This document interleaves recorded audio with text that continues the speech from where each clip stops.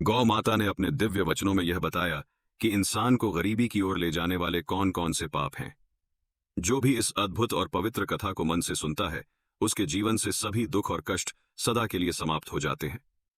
इसके बाद वह व्यक्ति न तो गरीबी का सामना करता है और न ही उसे किसी समस्या से जूझना पड़ता है। प्रिय दर्शकों, यह कथा आपके पारिवारिक दुखों और चिंताओं का समाधान बन सकती है। इस कथा का श्रवण आपके जीवन में खुशहाली और समृद्धि ला सकता है। नमस्कार। हर हर महादेव। आज की कथा आरंभ करने से पहले एक विशेष निवेदन है। गरुड़ पुराण में कहा गया है कि जो भी कथा या शिक्षा बीच में छोड़ी जाती है, वह व्यक्ति के लिए पाप का कारण बनती है। इसलिए आपसे प्रार्थना है कि इस कथा को अंत तक अवश्य सुनें। अगर आप भगवान श्री राम के सच्चे भक्त हैं और सनातन धर्म में गहरी आस्था रखते हैं, तो अभी इस वीडियो को लाइक करें, चैनल को सब्सक्राइब करें और कमेंट में जय श्री राम लिखकर अपना समर्थन दिखाएं। तो आइए प्रिय भक्तों, बिना किसी देरी के आज की प्रेरणादायक कथा शुरू करते हैं। आज की कथा अत्यंत हृदयस्पर्शी है। इसमें हम जानेंगे कि गौ माता ने कौन कौन से पापों को इंसान की गरीबी और दुख का मुख्य कारण बताया है। साथ ही यह भी जानेंगे कि वे कौन से 3 लोग हैं जिनकी वजह से घर में हमेशा परेशानियां और अशांति बनी रहती हैं। जिस घर में इन 3 लोगों का निवास होता है, वहां मां लक्ष्मी कभी कदम नहीं रखती। प्रिय भक्तों, एक बार की बात है जब भगवान शिव और माता पार्वती कैलाश पर्वत पर विराजमान थे। शांत और पवित्र वातावरण में दोनों पृथ्वीलोक की सुंदरता का आनंद ले रहे थे। तभी माता पार्वती ने भगवान शिव से कहा, हे स्वामी, हमें पृथ्वीलोक पर गए हुए काफी समय हो गया है। मेरा मन कहता है कि आज हमें वहां जाना चाहिए और भ्रमण करना चाहिए। भगवान शिव ने मुस्कुराते हुए उत्तर दिया, हे उमा, यह सच है। आज हमें पृथ्वीलोक पर जाकर वहां की स्थिति देखनी चाहिए। यह कहकर भगवान शिव और माता पार्वती पृथ्वीलोक पर प्रकट हुए। वहां एक सुंदर उपवन में उन्होंने एक विशाल वृक्ष की छाया में विश्राम किया। चारों ओर हरियाली थी और कई गायें घास चर रही थीं।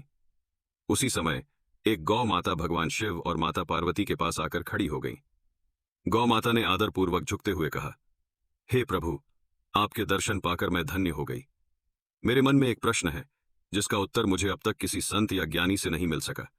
कृपया मेरी इस शंका का समाधान करें। भगवान शिव ने गौ माता से कहा, पूछो गौ माता, तुम्हारे मन में क्या प्रश्न है?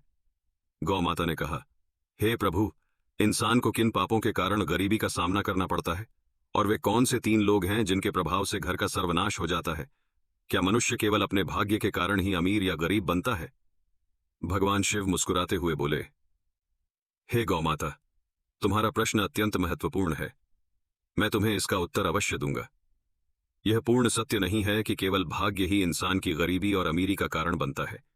इसके पीछे कुछ अन्य कारण भी हैं। गौ माता ने कहा, हे प्रभु, कृपया मुझे विस्तार से समझाएं। तब भगवान शिव बोले, हे गौ माता, तुम्हारे प्रश्न का उत्तर मैं तुम्हें एक कथा के माध्यम से दूंगा, जिससे सब कुछ स्पष्ट हो जाएगा। भगवान शिव ने कथा सुनानी शुरू की। यह प्राचीन काल की बात है। अवंतीपुर नामक एक नगर था, जहां एक दयालु और परोपकारी व्यापारी निवास करता था। वह अपने अच्छे स्वभाव और ईमानदारी के कारण पूरे नगर में प्रसिद्ध था। व्यापारी के 2 बेटे थे, जो अपने पिता की तरह ही ईमानदार और सद्गुणी थे। व्यापारी का परिवार सुख शांति से जीवन व्यतीत कर रहा था। व्यापारी ने अपने दोनों बेटों का विवाह बड़े धूमधाम से किया। उसकी दोनों बहुएं भी बहुत ही समर्पित और मिलनसार थीं। वे घर के सभी कार्यों को पूरे उत्साह और प्रेम से मिलकर करती थीं। दोस्तों, जब व्यापारी की छोटी बहू घर आई तो ऐसा प्रतीत हुआ जैसे स्वयं माता लक्ष्मी ने उनके घर में प्रवेश कर लिया हो। उसके आगमन के बाद व्यापारी के व्यापार में 2 गुना लाभ होने लगा और घर में खुशहाली का माहौल बन गया। उनके घर में कभी भी धन या अन्न की कमी नहीं होती थी। घर का वातावरण अत्यंत शांतिपूर्ण और सौहार्दपूर्ण बना रहता था। व्यापारी के दोनों पुत्र आपस में मिलजुल कर रहते थे और दोनों बहुएं भी एक दूसरे के प्रति गहरा प्रेम भाव रखती थीं। घर का हर कार्य करने से पहले सभी परिवारजन आपस में विचार विमर्श करते और फिर कार्य शुरू करते थे। व्यापारी का व्यापार भी दिन प्रतिदिन प्रगति कर रहा था। एक दिन व्यापारी ने अपने दोनों बेटों और बहुओं को बुलाकर कहा, पुत्रों, अब मेरी उम्र हो चुकी है और मुझे व्यापार संभालना कठिन लगने लगा है। इसलिए आज से मैं यह जिम्मेदारी तुम दोनों को सौंपता हूं। पिता की बात सुनकर दोनों पुत्रों ने सहर्ष सहमति दी और पूरी निष्ठा के साथ व्यापार की बागडोर संभाल ली। व्यापारी को यह देखकर संतोष होता था कि उसका परिवार प्रेम और सद्भाव से रह रहा है। उसके दोनों बेटे व्यापार में कुशलता दिखा रहे थे और दोनों बहुएं भी घर में सुख शांति बनाए रखती थीं। यह सब देखकर व्यापारी निश्चिंत हो गया और चैन की नींद सोने लगा। लेकिन दोस्तों, व्यापारी के इस सुखमय जीवन को देखकर नगर के अन्य लोग उससे ईर्ष्या करने लगे। वे सोचते थे, व्यापारी का जीवन कितना आनंददायक और सुखद है। उसका व्यापार निरंतर प्रगति कर रहा है और उसके परिवार में कोई झगड़ा या समस्या नहीं है। यह देखकर नगरवासियों के मन में ईर्ष्या की आग जलने लगी। भगवान शिव ने गौ माता से कहा, हे गौ माता, जैसे एक बड़ी मछली तालाब में छोटी मछलियों को फलते फूलते देखकर भयभीत हो जाती है और उन्हें निगलने का प्रयास करती है, वैसे ही मनुष्य भी दूसरों की उन्नति देखकर असुरक्षित महसूस करता है। भगवान शिव आगे बोले, इंसान अपनी सफलता से उतना प्रसन्न नहीं होता जितना वह दूसरों की तरक्की देखकर व्याकुल हो जाता है। यह प्रवृत्ति मनुष्य को पाप की ओर ले जाती है और उसके जीवन में अशांति और दुहक का कारण बनती है। एक विद्वान ने ठीक ही कहा है, मनुष्य अपने दुख से उतना व्यथित नहीं होता जितना वह दूसरों के सुख को देखकर परेशान हो जाता है। इसी जलन के कारण नगरवासियों ने व्यापारी के विरुद्ध षड्यंत्र रचने का मन बना लिया। उन्होंने सोचा कि किस प्रकार उसके जीवन को कष्टों से भर दिया जाए। नगर के कुछ लोग व्यापारी के कुल पुरोहित के पास गए और बोले, हे पुरोहित जी, आप यहां अभाव में जीवन बिता रहे हैं, जबकि आपका यजमान ऐश्वर्य और वैभव से परिपूर्ण जीवन व्यतीत कर रहा है।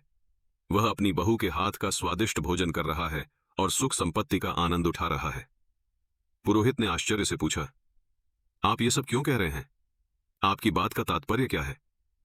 तब नगरवासियों ने कहा, पुरोहित जी, याद कीजिए, व्यापारी ने आपको आखिरी बार अपने घर कब आमंत्रित किया था? यदि वह आपको यज्ञ और पूजा के लिए नहीं बुलाएगा तो आपकी आय कैसे होगी? आपको दान दक्षिणा कैसे मिलेगी? यदि ऐसा ही चलता रहा तो आप और आपका परिवार भूखे मरने पर मजबूर हो जाएंगे। पुरोहित ने यह बात सुनकर गंभीरता से सोचा और कहा, यह तो सत्य है। व्यापारी ने बहुत समय से मुझे अपने घर आमंत्रित नहीं किया है। उसका जीवन सुखमय है, लेकिन मेरा जीवन कठिनाई से गुजर रहा है। यह सोचकर पुरोहित बेचैन हो गया। नगरवासियों ने पुरोहित से कहा, यदि आप चाहते हैं कि आपका जीवन सुखद हो और आपको दान दक्षिणा प्राप्त हो, तो आपको ऐसा उपाय करना होगा जिससे आपके यजमान के घर में कुछ कठिनाई उत्पन्न हो। जब उसके घर में अशांति होगी, तभी वह आपसे समाधान मांगने आएगा और आपको हवन पूजन के लिए बुलाएगा। इतना कहकर नगरवासी पुरोहित को भड़काकर अपने अपने घर चले गए। उनकी बातों से प्रभावित होकर पुरोहित चिंता में डूब गया और सोचने लगा, अब मैं ऐसा क्या उपाय करूं जिससे व्यापारी के घर में कलह हो और उसके व्यापार में हानि होने लगे। तब वह पुरोहित अपने गुरु के पास सहायता मांगने गया। उसने विनम्रता से कहा, हे गुरुदेव, कृपया मेरी सहायता करें। यदि आप मेरी मदद नहीं करेंगे तो मेरा परिवार भूखों मर जाएगा। जैसे एक मछली का जीवन तालाब के पानी पर निर्भर करता है, वैसे ही पुरोहितों और पंडितों का जीवन उनके यजमानों पर आधारित होता है। यदि यजमान के घर में कोई समस्या नहीं होगी और वे हमें पूजा पाठ के लिए नहीं बुलाएंगे तो हमारा गुजारा कैसे होगा? हम धन कैसे अर्जित करेंगे? गुरु ने उसकी समस्या सुनकर कहा, हे शिष्य, चिंता मत करो। गुरु ने गंभीरता से पुरोहित से पूछा, मुझे बताओ, तुम्हारी समस्या क्या है? मैं अवश्य इसका समाधान करूंगा। पुरोहित ने उत्तर दिया, हे गुरुदेव, मैं चाहता हूं कि व्यापारी के जीवन में कुछ समस्याएं आएं, उसके घर में कलह हो और उसके व्यापार में हानि हो, तभी वह मुझे अपने घर पूजा पाठ के लिए बुलाएगा। गुरु ने ध्यानपूर्वक सुना और फिर कहा, हे शिष्य, व्यापारी के सुखमय जीवन का मुख्य कारण उसकी छोटी बहू है। वह भगवान विष्णु और माता लक्ष्मी की नित्य पूजा करती है, जिसके कारण उनके घर पर दिव्य कृपा बनी हुई है। जब से वह बहू इस घर में आई है, तब से व्यापारी का जीवन धन धान्य से परिपूर्ण और सुखमय हो गया है। ऐसी धार्मिक और गुणवान स्त्री जिस घर में होती है, वहां कभी अभाव नहीं होता। यह सुनकर पुरोहित ने कहा, हे गुरुदेव, यदि ऐसा है तो क्या कोई उपाय है जिससे व्यापारी के घर में अशांति और व्यापार में हानि हो सके? गुरु ने कहा, तुम चिंता मत करो, तुम्हें बस एक सरल उपाय करना है। व्यापारी के घर जाओ और उससे एक पीतल का लौटा मांग लो। उसे लौटे को अपने घर ले जाकर रख लेना। जब तुम ऐसा करोगे तो कुछ ही समय में व्यापारी के व्यापार में हानि होने लगेगी और उसके घर में कलह शुरू हो जाएगी। उसके बेटे आपस में झगड़ने लगेंगे और उसके जीवन में कष्ट बढ़ जाएंगे। तब वह तुम्हें अपने घर पूजा पाठ के लिए बुलाएगा। गुरु की यह बात सुनकर पुरोहित ने उन्हें धन्यवाद दिया और वापस अपने घर लौट आया। अगले दिन सुबह स्नान ध्यान करने के बाद पुरोहित व्यापारी के घर पहुंचा। व्यापारी उस समय आराम कर रहा था। पुरोहित की आवाज सुनकर वह बाहर आया और अपने कुल पुरोहित को देखकर अत्यंत प्रसन्न हुआ। व्यापारी ने उन्हें देखा और कहा, आइए पुरोहित जी, इतने दिनों बाद आपके दर्शन हुए हैं, सब कुशल मंगल है ना? पुरोहित ने उत्तर दिया, सब ठीक है, बस इधर से गुजर रहा था तो सोचा आपसे मिल लूं। फिर वह अपने मधुर स्वभाव और चतुराई से व्यापारी से बातें करने लगा। कुछ समय बाद उसने कहा, व्यापारी जी, क्या आप मुझे थोड़ा पानी ला सकते हैं? व्यापारी पानी लाने के लिए अंदर जाने लगा। तभी पुरोहित ने टोका और कहा, मुझे पानी पीतल के लोटे में ही दीजिए। व्यापारी मुस्कुराते हुए बोला, जैसा आप कहें पुरोहित जी। इतना कहकर व्यापारी अंदर चला गया। इधर उसकी छोटी बहू, जो अत्यंत समझदार और ज्ञानी थी और जिसे वास्तुशास्त्र की थोड़ी बहुत जानकारी थी, उसने देखा कि व्यापारी पीतल का लोटा लेकर जा रहे हैं। तुरंत वह उनके पास आई और बोली, पिताजी, ये लोटा थोड़ी देर के लिए मुझे दे दीजिए, मैं इसे जल्दी ही लौटा दूंगी। व्यापारी ने सहमति जताते हुए लोटा उसे दे दिया। छोटी बहू ने उस लोटे में भरा पानी निकालकर गौ माता को पिला दिया और फिर उसमें ताजा पानी भरकर वापस ससुर को सौंप दिया। व्यापारी ने वह पानी पुरोहित को दिया। पानी पीने के बाद पुरोहित ने कहा, व्यापारी जी, यह पीतल का लोटा बहुत सुंदर है, क्या आप इसे मुझे दे सकते हैं? व्यापारी हंसते हुए बोला, पुरोहित जी, यह तो कोई बड़ी बात नहीं है, इसे अपने साथ ले जाइए। पुरोहित मन ही मन प्रसन्न हुआ और सोचने लगा, आज मैंने व्यापारी के सुख और समृद्धि को नष्ट करने की नींव रख दी है, अब व्यापारी के घर की खुशियां समाप्त हो जाएंगी। पुरोहित लौटा लेकर अपने घर लौट आया और उसे एक कोने में रखकर सोचने लगा कि अब कुछ ही दिनों में व्यापारी मुझे बुलाएगा, उसके घर में अशांति फैलेगी और व्यापार में हानि होगी, तब मैं पूजा पाठ करके उसे अच्छी दक्षिणा प्राप्त करूंगा। इन विचारों से पुरोहित खुश था और उत्सुकता से इंतजार करने लगा कि व्यापारी कब उसे बुलाएगा। दिन बीतते गए, लेकिन 20 दिनों के बाद भी व्यापारी ने उसे कोई बुलावा नहीं भेजा। थक कर पुरोहित फिर अपने गुरु के पास गया और बोला, हे गुरुदेव, मैंने आपके कहे अनुसार व्यापारी से पीतल का लोटा मांग लिया था, लेकिन अब 20 दिन हो गए हैं और व्यापारी के जीवन में कोई समस्या नहीं आई है, वह पहले की तरह शांति से अपना जीवन जी रहा है। गुरु ने यह सुनकर अपनी दिव्य दृष्टि का प्रयोग किया और आंखें बंद करके स्थिति का अवलोकन किया। फिर उन्होंने कहा, हे शिष्य, मैंने पहले ही तुम्हें बताया था कि व्यापारी की छोटी बहू बहुत चतुर और समझदार है, उसे वास्तुशास्त्र का ज्ञान है। जब व्यापारी पानी लाने गया था, उसी समय उसकी छोटी बहू ने वह लोटा अपने ससुर से लिया और उसमें का पानी गौमाता को पिला दिया। गुरु ने कहा, इस कारण से व्यापारी के घर की सुख समृद्धि वहीं बनी रही और तुम्हारा षड्यंत्र विफल हो गया। गुरु ने आगे कहा, लेकिन चिंता मत करो, मैं तुम्हारे लिए एक और उपाय बताता हूं। अब तुम व्यापारी के घर जाकर उसकी गौ माता मांग लो। हिंदू धर्म में गौ माता को मां लक्ष्मी का स्वरूप माना गया है। जिस घर में गौ माता का निवास होता है, वहां हमेशा सुख और समृद्धि रहती है। जैसे ही तुम व्यापारी की गौ माता को अपने घर लेकर आओगे, उसके घर में दुख और अशांति आने लगेगी। गुरु की बात सुनकर पुरोहित फिर से उत्साहित हो गया। उसने गुरु का धन्यवाद किया और घर लौटकर अगले दिन का इंतजार करने लगा।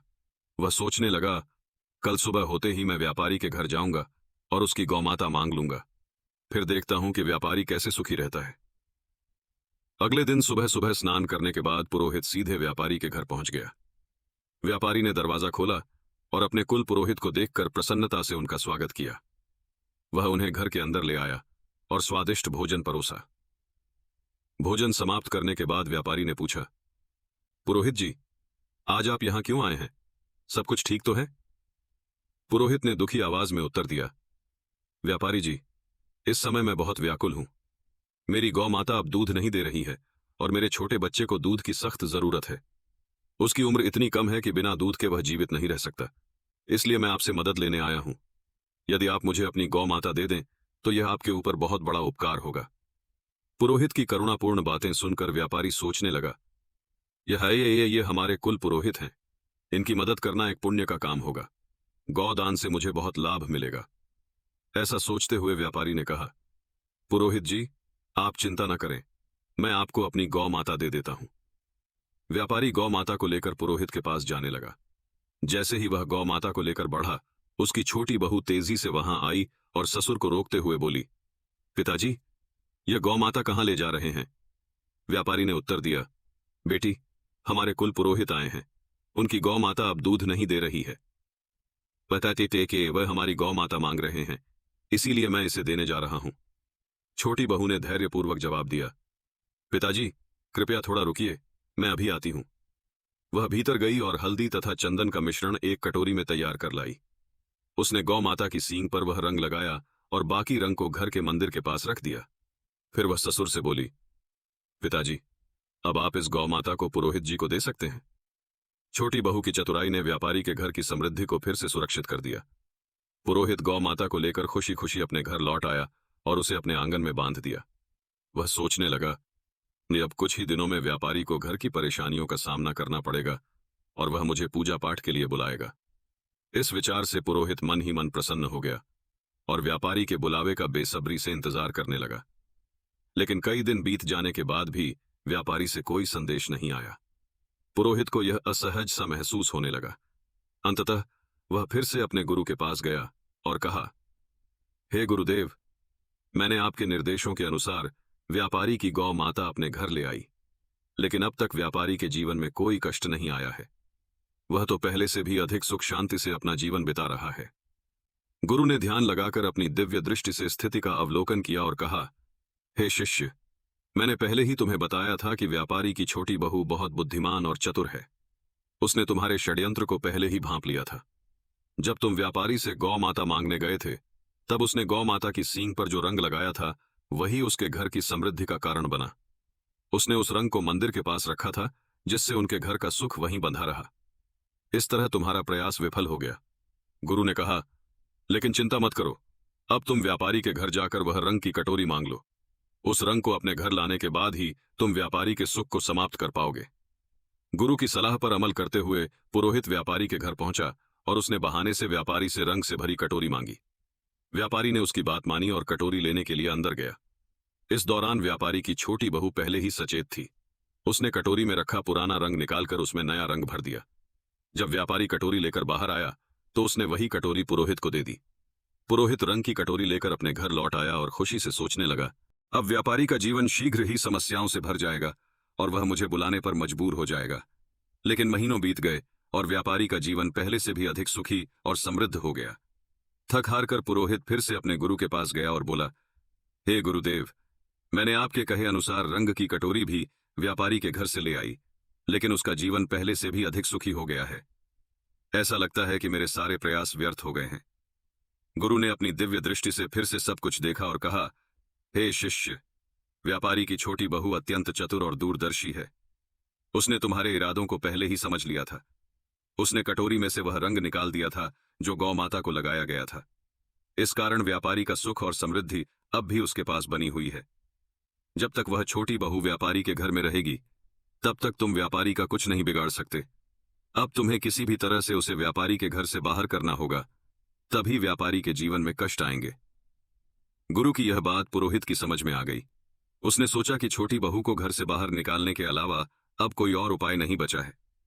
वह घर लौटकर व्यापारी के परिवार में फूट डालने और छोटी बहू को बाहर करने की योजना बनाने लगा। अगले दिन पुरोहित चिंतित मुद्रा में व्यापारी के घर पहुंचा। व्यापारी ने उसे इस अवस्था में देखा और पूछा, पुरोहित जी, क्या बात है? आप इतने परेशान क्यों हैं? पुरोहित ने गंभीर स्वर में कहा, व्यापारी जी, आपके घर पर बहुत बड़ा संकट मंडरा रहा है। यदि आपने जल्द ही इसका समाधान नहीं किया तो आपका सुखमय जीवन बर्बाद हो जाएगा। आपके बेटों को व्यापार में बड़ा नुकसान होगा और आपके परिवार पर विपत्ति का पहाड़ टूट पड़ेगा। व्यापारी यह सुनकर घबरा गया और चिंतित स्वर में बोला, पुरोहित जी, यह आप क्या कह रहे हैं? कृपया हमें इस संकट से बचाने का उपाय बताइए। आप हमारे कुल पुरोहित हैं। जो भी आप कहेंगे हम अवश्य करेंगे। पुरोहित ने व्यापारी की घबराहट भांप ली और समझ गया कि वह अब उसके जाल में फंस चुका है। उसने कहा, इस संकट से बचने का एक ही उपाय है। पुरोहित ने व्यापारी से कहा, व्यापारी जी, आपकी छोटी बहू आपके परिवार के लिए एक बड़ा संकट बन चुकी है। जब तक वह इस घर में है, आपका और आपके परिवार का दुर्भाग्य दूर नहीं होगा। मैं तो यही सलाह दूंगा कि आप उसे तुरंत अपने घर से निकाल दें।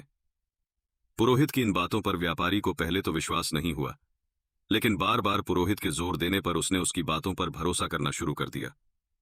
व्यापारी ने कहा, पुरोहित जी, जैसा आप कह रहे हैं मैं वैसा ही करूंगा।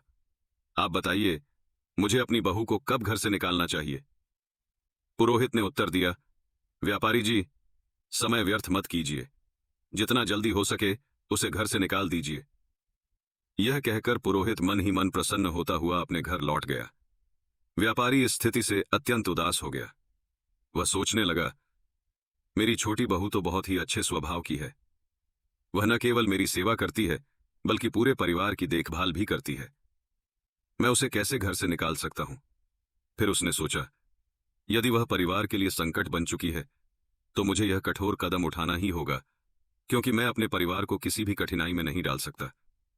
यह सोचकर व्यापारी अपनी छोटी बहू के पास गया और गहरे दुख के साथ कहा, बहू, मुझे बहुत खेद है, लेकिन तुम्हें इस घर को आज ही छोड़ना होगा। तुम्हारी वजह से हमारे परिवार पर बड़ी मुसीबत आ सकती है। ससुर की बात सुनकर बहू स्तब्ध हो गई, लेकिन वह तुरंत समझ गई कि यह सब दुष्ट पुरोहित की चाल है। उसने विनम्रता से कहा, ठीक है पिताजी, अगर यही आपकी इच्छा है तो मैं इस घर को छोड़ दूंगी। जब व्यापारी का छोटा बेटा यह सब देखता है तो वह भी गुस्से और शोक से भर जाता है। उसने अपने पिता से कहा, पिताजी, यदि मेरी पत्नी को इस घर में स्थान नहीं मिल सकता तो मैं भी यहां नहीं रह सकता। मैं अपनी पत्नी के साथ बाहर चला जाऊंगा। छोटा बेटा और उसकी पत्नी घर छोड़कर शहर चले गए। वहां उन्होंने एक छोटे से किराए के मकान में रहना शुरू किया। व्यापारी का छोटा बेटा बेहद मेहनती और ईमानदार था। कुछ समय बाद उसने शहर में अपना छोटा सा व्यवसाय शुरू किया, जो उसकी मेहनत और निष्ठा के कारण तेजी से बढ़ने लगा। धीरे धीरे वे समृद्ध हो गए और उन्होंने शहर में अपना खुद का घर खरीद लिया। वहीं व्यापारी का घर पुरोहित की साजिशों के कारण संकट में पड़ गया। घर में हर दिन विवाद और अशांति बढ़ने लगी। व्यापारी का बड़ा बेटा, जो पहले व्यापार में संलग्न था, अब बुरी संगति में फंस गया। वह बेवजह पैसे खर्च कर रहा था और दिन रात भटकता रहता था। पुरोहित पूजा पाठ के नाम पर व्यापारी से लगातार धन लेता रहा और धीरे धीरे व्यापारी की सारी बचत समाप्त हो गई। व्यापार भी पूरी तरह से बंद हो गया। स्थिति यह हो गई कि घर में खाने पीने की भी किल्लत हो गई। नगरवासी व्यापारी की मुसीबतों पर हंसते थे और उसे ताने मारते थे। उसकी दयनीय हालत का मजाक उड़ाया जाता। यह सब देखकर व्यापारी को आत्मग्लानि महसूस होने लगी। उसने सोचा, मेरी जिंदगी अब किसी काम की नहीं रही। आत्महत्या के सिवा कोई रास्ता नहीं बचा। यह सोचते हुए वह नदी की ओर बढ़ने लगा, लेकिन रास्ते में उसकी मुलाकात एक तेजस्वी संत से हुई। संत का चेहरा दिव्य आभा से परिपूर्ण था। उनके माथे पर चंदन का तिलक था और उनके लंबे बाल उन्हें अद्वितीय बना रहे थे। संत को देख व्यापारी ने उन्हें प्रणाम किया और उदास होकर आगे बढ़ने लगा। संत ने उसे रोका और पूछा, हे पुत्र, ठहरो, तुम्हें इतनी चिंता क्यों हो रही है? क्या हुआ? व्यापारी ने रुककर संत के सामने अपनी सारी परेशानियों का उल्लेख किया। संत ने उसकी बातें सुनते ही स्थिति को समझ लिया। संत ने कहा, हे पुत्र, तुम्हारी जीवन में सभी परेशानियां उस दिन से जब तुमने अपनी छोटी बहू को घर से बाहर किया। वह साक्षात लक्ष्मी का रूप है। उसकी भगवान के प्रति निष्ठा और नियमित पूजा पाठ के कारण तुम्हारे घर में सुख और समृद्धि थी। संत की बातों से व्यापारी को अपनी गलती का एहसास हुआ। वह तुरंत शहर गया और अपने छोटे पुत्र के घर पहुंचा। उसने अपनी बहू के सामने हाथ जोड़कर क्षमा मांगते हुए कहा, बहू, मुझे माफ कर दो। मैंने उस दुष्ट पुरोहित की बातों में आकर तुम्हें घर से निकाल दिया, लेकिन सच्चाई यह है कि तुम हमारे परिवार की लक्ष्मी हो। जब तक तुम घर में थीं, सुख और शांति बनी रही, लेकिन तुम्हारे जाने के बाद से हमारा घर क्लेश और दुखों से भर गया है। हमारा व्यापार पूरी तरह से बंद हो चुका है। ससुर की बातों को सुनकर छोटी बहू ने विनम्रता से उत्तर दिया, पिताजी, आप फिक्र न करें, मैं तुरंत घर लौट आऊंगी। यह घर भी मेरा है और वह घर भी मेरा है। मुझे पहले से ही समझ में आ गया था कि पुरोहित ने हमें घर से बाहर करने के लिए चाल चली थी।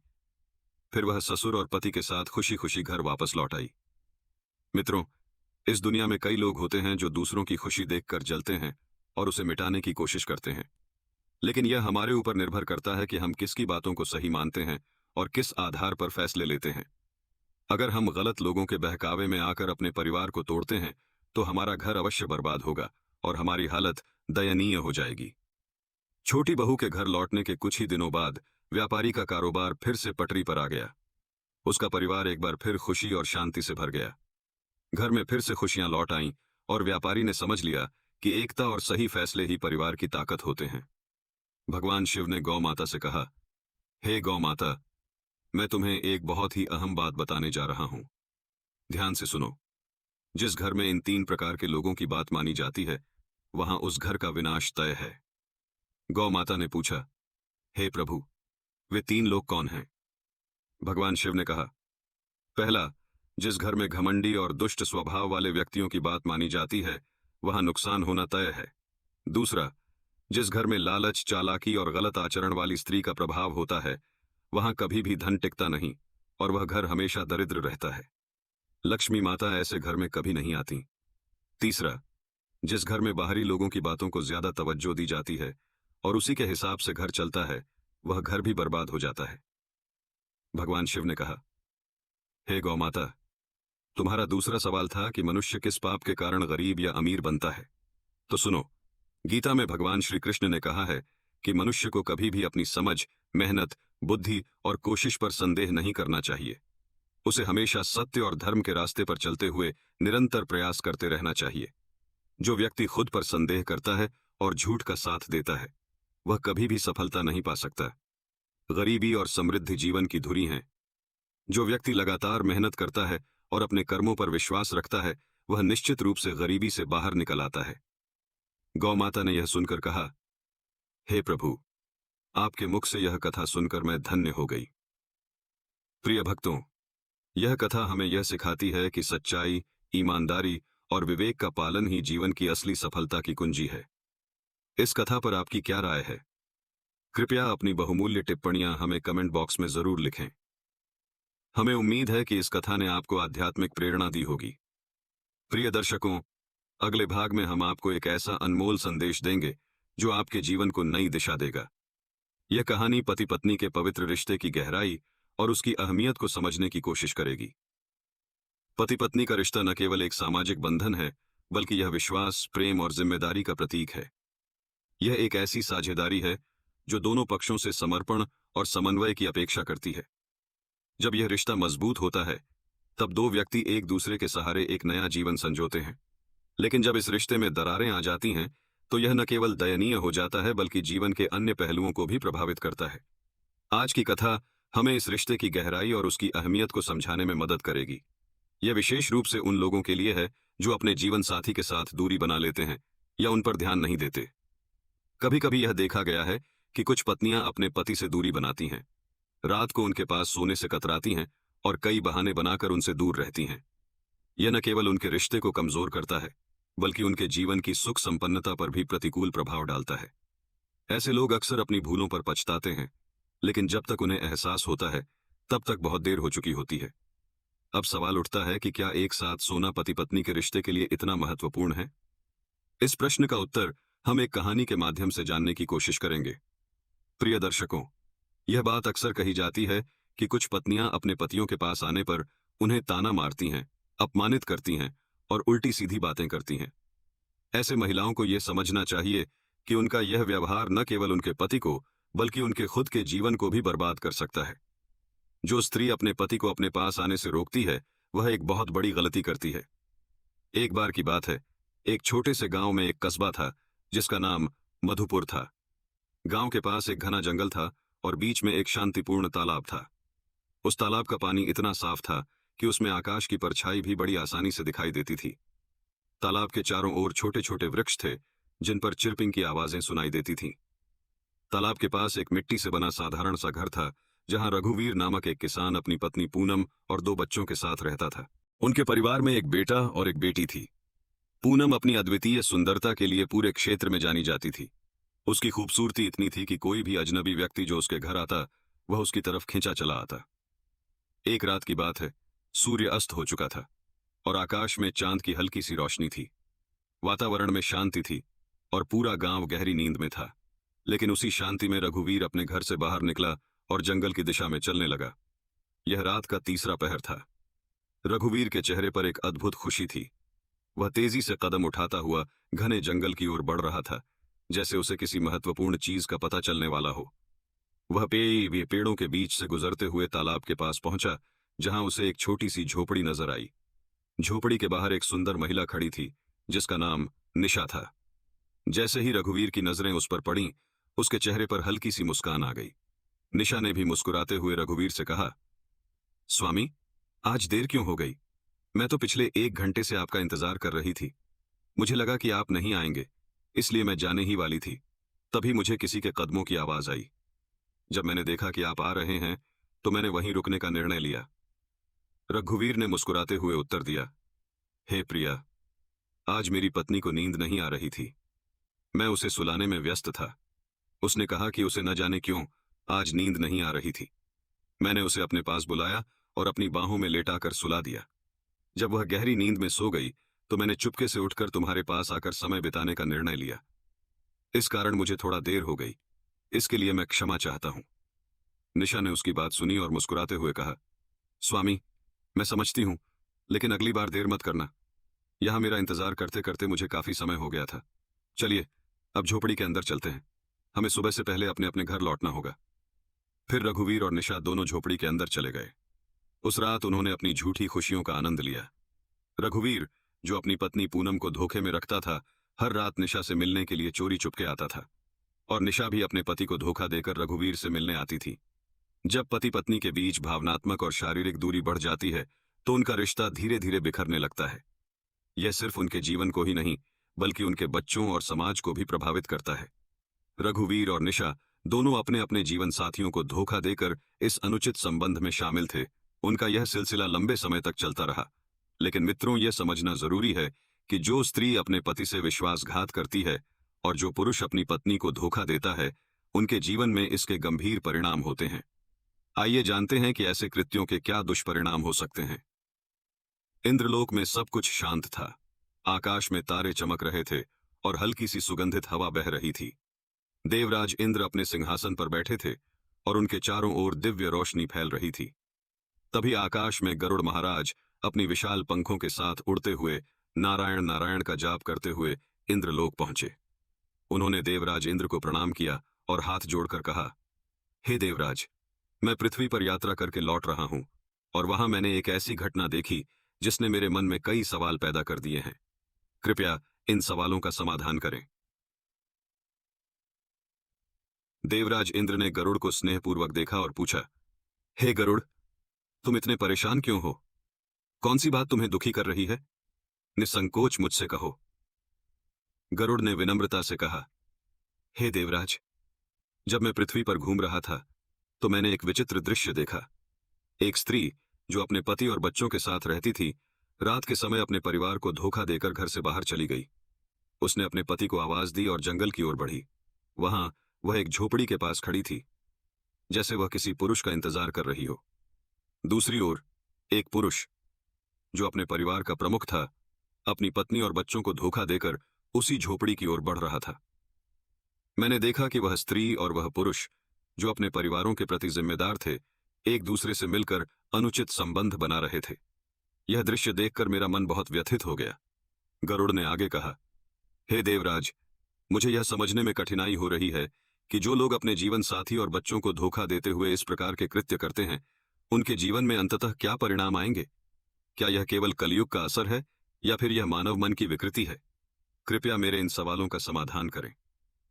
देवराज इंद्र ने गरुड़ की बातें ध्यानपूर्वक सुनी और उन्हें शांत रहने का इशारा किया। फिर उन्होंने कहा, हे गरुड़, तुम इतने विचलित क्यों हो? यह कलयुग है, और इसमें इस प्रकार के कार्य असामान्य नहीं है। इस युग में मनुष्य अपनी इच्छाओं, वासनाओं और स्वार्थ के प्रभाव में आकर गलत निर्णय लेने लगता है, जो अंततः उसके पतन का कारण बनता है। देवराज इंद्र ने आगे कहा, तुम्हारे सवाल बेहद महत्वपूर्ण हैं। यह सवाल केवल मानव जीवन के लिए ही नहीं, बल्कि उनके नैतिक मूल्यों और समाज के लिए भी गहरी चिंता का विषय है। इन घटनाओं का परिणाम केवल उन व्यक्तियों तक सीमित नहीं रहता, बल्कि उनके परिवारों और समाज पर भी इसका गहरा असर पड़ता है। देवराज इंद्र ने गरुड़ को देखा और मुस्कुराते हुए कहा, हे गरुड़, तुम्हारे सवाल अत्यंत महत्वपूर्ण हैं। ये केवल स्त्रियों के लिए ही नहीं, बल्कि पुरुषों के लिए भी उतने ही प्रासंगिक हैं। पति पत्नी के रिश्ते में संतुलन, प्रेम और जिम्मेदारी का होना बेहद जरूरी है। अगर इनमें से कोई एक भी अपनी जिम्मेदारी से चूक जाए, तो इसका असर सिर्फ उनके परिवार ही नहीं, बल्कि समाज पर भी गहरा पड़ता है। अब मैं तुम्हारे सवालों का उत्तर एक कथा के जरिए दूंगा। इसे ध्यान से सुनो और इसे मानवता के कल्याण के लिए इस्तेमाल करो। गरुड़ ने कहा, हे देवराज, कृपया विस्तार से बताएं। देवराज इंद्र ने कथा सुनानी शुरू की। एक समय की बात है, सुजानगढ़ नामक नगर में सुभाष नामक एक समृद्ध व्यापारी रहता था। अपनी मेहनत और चतुराई के बल पर वह खूब धन अर्जित करता था। सुभाष किसानों से अनाज सस्ते दामों में खरीदता और फिर व्यापारियों को महंगे दामों पर बेचता। इस प्रकार उसकी संपत्ति निरंतर बढ़ती चली गई। सुभाष का एक बेटा था जिसका नाम अमन था। सुभाष और उसकी पत्नी श्रुति दोनों उसे बहुत प्यार करते थे, लेकिन अमन को बचपन से ही बहुत अधिक स्वतंत्रता मिली हुई थी। वह जो चाहता वही करता। सुभाष और श्रुति ने कभी उसे किसी भी चीज से रोका नहीं। कहते हैं, अत्यधिक स्वतंत्रता कभी कभी इंसान को बिगाड़ देती है। अमन के साथ भी यही हुआ। वह बुरी संगत में पड़ गया और जुआ खेलने, नशा करने और वेश्याओं के पास जाने की आदत डाल ली। धीरे धीरे उसने अपने पिता की संपत्ति को नष्ट करना शुरू कर दिया। गरुड़ ने पूछा, हे देवराज, अमन ने ऐसा क्यों किया? क्या उसके माता पिता ने उसे रोकने की कोशिश नहीं की? देवराज इंद्र ने उत्तर दिया, हे गरुड़, सुभाष और श्रुति ने अमन को समझाने की पूरी कोशिश की, लेकिन जब कोई व्यक्ति बुरी संगत में फंस जाता है तो उसे सही राह पर लाना बहुत कठिन हो जाता है। अमन ने अपने माता पिता की बातों को नजरअंदाज कर दिया। उसने अपनी मां से झूठ बोलकर पैसे मांगने शुरू कर दिए और जुए में हारने लगा। वेश्याओं और नशे की लत ने उसे अपनी इच्छाओं का गुलाम बना लिया। अमन की आदतें इतनी खराब हो गईं कि उसने न केवल अपने पिता की संपत्ति को नष्ट किया, बल्कि अपने स्वास्थ्य और चरित्र को भी खो दिया। देवराज इंद्र ने आगे कहा, यह कथा उन माता पिता के लिए एक चेतावनी है जो अपने बच्चों को अनुशासन में नहीं रखते। अत्यधिक स्वतंत्रता और बुरी संगत किसी को भी बर्बादी की ओर ले जाती है। गरुड़ ने कहा, हे देवराज, यह कथा अत्यंत शिक्षाप्रद है, कृपया इसे और विस्तार से सुनाइए। देवराज इंद्र ने कहा, सुनो गरुड़, जब सुभाष को यह पता चला कि उसका बेटा अमन जुआ, नशा और वेश्यावृत्ति में लिप्त है तो वह अत्यंत दुखी हुआ। उसने सोचा कि यदि अमन की आदतों को तुरंत नहीं रोका गया तो वह उसकी पूरी संपत्ति नष्ट कर देगा जो उसने अपनी मेहनत से अर्जित की थी। इस समस्या का समाधान ढूंढते हुए सुभाष ने मन में विचार किया, यदि अमन का विवाह करा दिया जाए तो शायद वह अपनी बुरी आदतों से बाहर आ जाए। जब घर में उसकी पत्नी आएगी तो वह अपने परिवार पर ध्यान केंद्रित करेगा और वेश्याओं के पास जाना छोड़ देगा। इस सोच के साथ सुभाष ने एक धनवान सेठ की सुंदर और गुणवान बेटी निर्मला से अमन का रिश्ता तय किया। निर्मला न केवल रूपवती थी, बल्कि अपने गुण और नेक स्वभाव के कारण पूरे क्षेत्र में प्रशंसा पाती थी। कुछ समय बाद अमन और निर्मला का विवाह हो गया। विवाह के बाद अमन का व्यवहार धीरे धीरे बदलने लगा। निर्मला की सुंदरता और उसके गुणों ने अमन को गहरे प्रभाव में डाला। उसने वेश्याओं के पास जाना पूरी तरह से छोड़ दिया और अब घर पर ही रहने लगा। कुछ समय तक सब कुछ सही चलता रहा। निर्मला ने अपनी अच्छाइयों, समझदारी और प्रेम से अमन को सुधारने का हर संभव प्रयास किया, लेकिन समय कभी किसी के लिए नहीं रुकता। अमन के माता पिता अब वृद्ध हो चुके थे और एक दिन वृद्धावस्था के कारण उन्होंने इस दुनिया को अलविदा ले लिया। उनके जाने के बाद अमन को कोई मार्गदर्शन देने वाला नहीं बचा था। निर्मला के साथ रहते हुए अमन ने वेश्याओं का साथ तो छोड़ दिया था, लेकिन उसकी जुए की लत अब भी उसे जकड़े हुए थी। यह लत उसे धीरे धीरे बर्बादी की ओर धकेलने लगी। कुछ ही समय में अमन ने अपने पिता की कठिन मेहनत से अर्जित सारी संपत्ति जुए में खो दी। अब उसके पास न कोई धन था और न कोई कौशल। वह पूरी तरह से गरीब हो चुका था। एक दिन निर्मला ने उससे कहा, स्वामी, अब तो हमारे पास खाने के लिए भी कुछ नहीं बचा है। कृपया कोई नौकरी ढूंढिए ताकि हम अपना जीवन यापन कर सकें। परंतु कहते हैं कि ज्ञान और कौशल ही इंसान की असली पहचान होते हैं। यदि कोई व्यक्ति राजा के पास नौकरी मांगने जाता है तो राजा सबसे पहले यही पूछता है कि उसके पास कौन सा हुनर और योग्यताएं हैं। यदि उसके पास कोई कौशल नहीं होता तो उसे वहां से वापस लौटा दिया जाता है। अमन के पास कोई कौशल नहीं था क्योंकि उसने अपना अधिकांश समय जुए, नशे और अन्य गलत आदतों में बर्बाद कर दिया था। अब वह अपने परिवार का पालन पोषण भी नहीं कर पा रहा था। उसकी स्थिति अत्यंत कठिन हो चुकी थी। उसके पास एक बेटा और एक बेटी थी जो अब विवाह योग्य हो चुके थे, लेकिन उनके विवाह के लिए कोई धन नहीं था। घर की हालत इतनी दयनीय हो गई थी कि वे खाने के लिए भी संघर्ष कर रहे थे। अमन की यह स्थिति उसे लगातार पछतावे और निराशा में धकेल रही थी। एक दिन अमन अपनी पत्नी निर्मला के पास गया और अपनी इच्छाओं को पूरा करने के लिए उसे सुझाव देने लगा, लेकिन निर्मला ने शांत और गंभीर स्वर में कहा, स्वामी, जीवन का सबसे बड़ा सुख केवल काम वासना और भौतिक इच्छाओं में नहीं होता। असली सुख तो दूसरों की मदद करने और एक सच्चा, नेक जीवन जीने में है। जो लोग अपनी वासनाओं और लालसाओं में अंधे हो जाते हैं, वे अंततः बर्बाद हो जाते हैं। यही तुम्हारे साथ भी हुआ है। निर्मला ने आगे कहा, हे स्वामी, अब मैं तुम्हें 3 बड़ी गलतियों के बारे में बताना चाहती हूं, जो लोग अनजाने में कर बैठते हैं और बाद में जीवन भर पछताते हैं। इन्हें ध्यान से सुनो और समझो। निर्मला ने पहला कारण बताया। पहली गलती यह है कि लोग अपने जीवन के प्रारंभिक दिनों में शिक्षा और कौशल को महत्व नहीं देते। ऐसे लोग अपनी जिंदगी में कई कठिनाइयों का सामना करते हैं। अगर तुमने अपनी जवानी में कोई कौशल सीखा होता या अच्छी शिक्षा प्राप्त की होती, तो आज यह हालत नहीं होती। यही गलती तुम्हें जीवन भर परेशान करती है। दूसरी गलती जो निर्मला ने बताई, वह थी काम टालने की आदत। दूसरी गलती है काम टालने की आदत। जो लोग अपनी जवानी में आलस्य करते हैं और अपने समय का सही उपयोग नहीं करते, वे बाद में अपने लक्ष्यों को हासिल करने में संघर्ष करते हैं। तुमने भी अपने समय को बर्बाद किया और यही कारण है कि आज तुम इस स्थिति में हो। तीसरी गलती है गलत संगति। निर्मला ने कहा, गलत संगति इंसान को पूरी तरह से नष्ट कर देती है। तुमने भी इस गलत रास्ते को अपनाया और आज तुम्हारा जीवन इस हाल में पहुंच गया है। निर्मला की बातें सुनकर अमन गहरे विचारों में डूब गया। उसे अपनी गलतियों का एहसास हुआ, लेकिन अब पछताने के सिवाय उसके पास कुछ नहीं था। यह कथा हमें यह सिखाती है कि जीवन में सही दिशा में समय और ऊर्जा का उपयोग कितना महत्वपूर्ण होता है। जो लोग समय रहते अपने कर्तव्यों और जिम्मेदारियों को नहीं समझते, वे अंततः पछताते हैं। निर्मला ने गंभीर स्वर में कहा, हे स्वामी, अब मैं तुम्हारे साथ शारीरिक संबंधों में शामिल नहीं हो सकती। हमारी उम्र अब उस मोड़ पर पहुंच चुकी है जहां हमें आत्मिक शांति और भगवान की सेवा की ओर बढ़ना चाहिए। जीवन के विभिन्न चरणों का अपना महत्व होता है। पहले इंसान ब्रह्मचर्य का पालन करता है, फिर गृहस्थ जीवन में प्रवेश कर परिवार की जिम्मेदारियां निभाता है। लेकिन वृद्धावस्था का समय ऐसा होना चाहिए जहां वासनाओं को त्याग कर हम आध्यात्मिकता का मार्ग अपनाएं। यही हमारे जीवन का सच्चा उद्देश्य होना चाहिए। निर्मला ने दृढ़ता से कहा, मैं अपनी शेष जीवन को व्यर्थ नहीं जाने देना चाहती। जिस तरह तुमने अपनी जवानी में अपना समय और ऊर्जा गलत आदतों में गंवाई, मैं वैसा नहीं कर सकती। मुझे पूर्ण विश्वास है कि भगवान हमारी सहायता करेंगे। अब समय आ गया है कि हम अपनी आत्मा को परमात्मा से जोड़ें और अपने बच्चों के भविष्य की ओर ध्यान दें। देवराज इंद्र ने गरुड़ से कहा, हे गरुड़, यह कथा मानव जाति के लिए एक मूल्यवान संदेश है। जो लोग अपनी जवानी में शिक्षा, परिश्रम और सही संगति को महत्व नहीं देते, उन्हें अपनी वृद्धावस्था में पछतावा करना पड़ता है। सही मार्गदर्शन, अनुशासन और नैतिकता ही मनुष्य के जीवन को सफल और सार्थक बनाते हैं।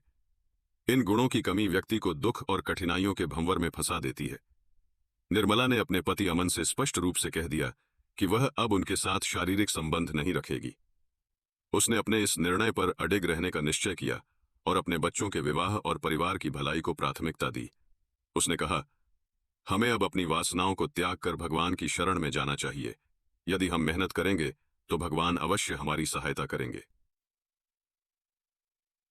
कुछ समय बाद निर्मला की मुलाकात एक वृद्ध महिला से हुई। वह महिला अकेली थी और उसके पास कोई संतान नहीं थी। वृद्धा ने निर्मला से कहा, बेटी, मेरे पास जो भी धन संपत्ति है, मैं तुम्हें सौंपना चाहती हूं। बदले में मुझे सिर्फ 2 वक्त का भोजन और तुम्हारे परिवार का हिस्सा बनने की अनुमति चाहिए। निर्मला ने वृद्धा के इस प्रस्ताव को सहर्ष स्वीकार कर लिया। वृद्धा के धन और सहयोग से उनके परिवार की स्थिति में धीरे धीरे सुधार होने लगा। उन्होंने अपने दोनों बच्चों के विवाह कर दिए और घर में फिर से खुशियां लौट आईं। अंततः उनका परिवार सुख और शांति के साथ जीवन बिताने लगा। लेकिन अमन का स्वभाव फिर से बिगड़ने लगा।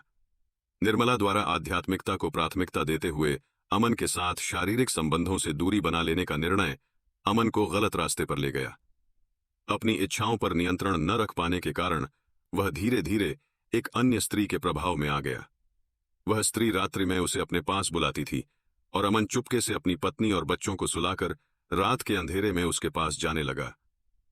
इस तरह वह झूठ और धोखे की राह पर चल पड़ा। प्रिय मित्रों, इस कथा से यह सीख मिलती है कि किसी भी रिश्ते में संतुलन बनाए रखना अत्यंत महत्वपूर्ण है। जिस प्रकार निर्मला ने अमन से अचानक दूरी बना ली, वह भी पूरी तरह सही नहीं था। पति को सुधारने के लिए धैर्य, समझदारी और प्रेम की आवश्यकता होती है। यदि एक स्त्री अपने पति का अचानक त्याग कर देती है, तो यह अनजाने में उसे गलत रास्ते पर जाने के लिए प्रेरित कर सकता है। यह एक ऐसा निर्णय हो सकता है जो पूरे परिवार को बर्बादी की ओर धकेल दे। हर स्त्री को कुछ महत्वपूर्ण बातों का ध्यान रखना चाहिए ताकि उसका परिवार और पति सही मार्ग पर बने रहें। इनमें से पहली और सबसे महत्वपूर्ण बात है साथ सोने का महत्व। स्त्रियों को चाहिए कि वे अपने पति के साथ सोने का त्याग न करें। साथ सोना केवल शारीरिक निकटता का प्रतीक नहीं है, बल्कि यह पति पत्नी के बीच प्रेम, विश्वास और भावनात्मक जुड़ाव को भी मजबूत करता है। जब यह दूरी बढ़ती है तो पति अन्य स्त्रियों की ओर आकर्षित हो सकता है। दूसरी बात, धैर्य और समझदारी। किसी भी रिश्ते को सुधारने के लिए धैर्य और समझदारी सबसे आवश्यक गुण हैं। अचानक कठोर या भावनात्मक निर्णय लेने से रिश्ते कमजोर हो सकते हैं। यदि पति गलत राह पर है तो सही मार्गदर्शन और सहयोग से उसे बेहतर दिशा में लाना संभव है। कठोरता की जगह प्रेम और धैर्य से रिश्ते को संभालना ज्यादा कारगर होता है। तीसरी बात, पारिवारिक जिम्मेदारियां। हर स्त्री को अपने परिवार की जिम्मेदारियों को सर्वोच्च प्राथमिकता देनी चाहिए। परिवार में संतुलन बनाए रखना और अपनी भूमिका को ईमानदारी से निभाना पूरे परिवार को खुशहाल और एकजुट रखता है। पति पत्नी का रिश्ता एक गाड़ी के दो पहियों की तरह है। यदि एक पहिया अपनी दिशा से भटक जाए तो गाड़ी को सही दिशा में चलाना कठिन हो जाता है। इसलिए रिश्तों में सामंजस्य और सहयोग बनाए रखना ही सुखी, सफल जीवन की कुंजी है। पहली बात, पति की इच्छाओं का सम्मान करें। पति पत्नी के रिश्ते में कामक्रीड़ा एक स्वाभाविक और महत्वपूर्ण हिस्सा है। यदि कोई स्त्री अपने पति की भावनाओं और इच्छाओं को पूरी तरह नजरअंदाज करती है और उससे दूरी बनाती है तो यह संभव है कि पति अन्य स्त्रियों की ओर आकर्षित हो जाए। लेकिन वही स्त्रियां जो अपने पति की भावनाओं को समझती हैं और धैर्यपूर्वक समझदारी से उसे सही मार्ग पर ले आती हैं, वे न केवल अपने परिवार बल्कि समाज के लिए भी आदर्श बनती हैं। अपने पति को सही दिशा दिखाना और उसे संभालना एक स्त्री का नैतिक कर्तव्य है। दूसरी बात, पति को सही राह पर लाने का प्रयास करें। यदि पति बुरी आदतों या वासनाओं में उलझ गया हो तो स्त्री को उसे सुधारने के प्रयास में दृढ़ रहना चाहिए। उसे धार्मिक प्रवचन सुनने के लिए प्रेरित करना, अच्छे सत्संग में ले जाना, मंदिर या किसी आध्यात्मिक स्थान पर ले जाना, ये सभी उपाय उसके विचारों और व्यवहार में बदलाव ला सकते हैं। पति की कमजोरियों को समझते हुए स्त्री को धैर्य और संयम के साथ उसे सही दिशा में लाने का प्रयास करना चाहिए। ऐसा प्रयास तभी सफल होता है जब उसमें सहनशीलता और विवेक हो। तीसरी बात, परिवार की भलाई को प्राथमिकता दें। पति पत्नी दोनों को यह समझना चाहिए कि उनका रिश्ता केवल व्यक्तिगत संतोष तक सीमित न होकर पति पत्नी का रिश्ता पूरे परिवार की नींव को मजबूत करता है। यदि कोई भी अपने कर्तव्यों को अनदेखा करता है तो उसका असर पूरे परिवार पर पड़ता है। केवल भगवान की भक्ति करना ही पर्याप्त नहीं है, परिवार की देखभाल करना और पति को सही मार्ग पर बनाए रखना भी उतना ही जरूरी है। देवराज इंद्र ने कहा कि अमन वह व्यक्ति था जिसने पराई स्त्रियों के साथ अनैतिक संबंध बनाए। उसकी पत्नी निर्मला ने उसके साथ शारीरिक संबंध पूरी तरह से समाप्त कर दिए थे। इस दूरी ने अमन को अपनी पत्नी से दूर कर दिया और उसे पराई स्त्रियों के जाल में फंसा दिया। यही उसकी बर्बादी का मुख्य कारण बना। मित्रों, इस कथा से हमें यह सीख मिलती है कि किसी भी स्त्री को अपने पति का अचानक त्याग नहीं करना चाहिए। रिश्तों में धैर्य और समझदारी से काम लेना ही परिवार को बचाने और सुखी बनाने का सही मार्ग है। अपने पति को सही मार्ग पर लाने के लिए धैर्य, समझ और प्रेम का सहारा लेना चाहिए। जो स्त्रियां ऐसा करती हैं वे न केवल अपने परिवार को बचाती हैं बल्कि समाज में भी आदर्श के रूप में देखी जाती हैं। गरुड़ ने यह कथा सुनकर प्रसन्नता व्यक्त करते हुए कहा, हे देवराज, आपने मेरे सभी प्रश्नों का समाधान कर दिया। अब मैं इस ज्ञान को पृथ्वी लोक पर ले जाकर मानव जाति के कल्याण के लिए उपयोग करूंगा। आपका हृदय से धन्यवाद। इसके पश्चात गरुड़ ने वहां से विदा ली। यह कथा हमें यह सिखाती है कि पति पत्नी का रिश्ता केवल साथ रहने तक सीमित नहीं है। यह एक दूसरे को समझने, सहयोग करने और सही दिशा दिखाने का एक महत्वपूर्ण माध्यम है। जहां रिश्ते में संतुलन और सामंजस्य होता है वहां परिवार और समाज में सुख और शांति बनी रहती है। 3 महत्वपूर्ण बातें भावनात्मक और शारीरिक जुड़ाव बनाए रखें। स्त्रियों को चाहिए कि वे अपने पति के साथ भावनात्मक और शारीरिक निकटता को बनाए रखें। यदि पत्नी अपने पति से दूरी बनाने की कोशिश करती हैं तो यह उनके पति को गलत दिशा में जाने के लिए प्रेरित कर सकता है। पति को सुधारने के लिए धीरे धीरे प्रयास करें, न कि उसे पूरी तरह से त्याग दें। रिश्ते में समझ और धैर्य की बहुत बड़ी भूमिका होती है। यदि पति किसी बुरी आदत में फंसा है तो संयम और सही मार्गदर्शन से उसे सही दिशा में लाने का प्रयास करें। उसे अनदेखा करना या पूरी तरह से छोड़ देना समाधान नहीं हो सकता। परिवार की भलाई को हमेशा प्राथमिकता देनी चाहिए। पति पत्नी को एक दूसरे का साथ देना चाहिए और बच्चों के लिए आदर्श प्रस्तुत करना चाहिए। परिवार टूटने से बच्चों और समाज पर गहरा असर पड़ता है। प्रिय भक्तों, इस कथा पर आपके क्या विचार हैं? कृपया अपनी कीमती राय कमेंट बॉक्स में जरूर साझा करें। हमें उम्मीद है कि यह कथा आपको प्रेरित करने वाली और आपके जीवन में नई दृष्टि लाने वाली रही होगी। यदि आपको यह कथा पसंद आई हो तो कृपया इसे लाइक करें और इस ज्ञानवर्धक संदेश को ज्यादा से ज्यादा लोगों तक पहुंचाने के लिए इसे अपने दोस्तों और परिवार के साथ साझा करें। साथ ही कमेंट सेक्शन में जय श्री कृष्ण लिखकर अपनी श्रद्धा प्रकट करें। इस वीडियो को अंत तक देखने के लिए आप सभी का दिल से धन्यवाद। जय श्री राम।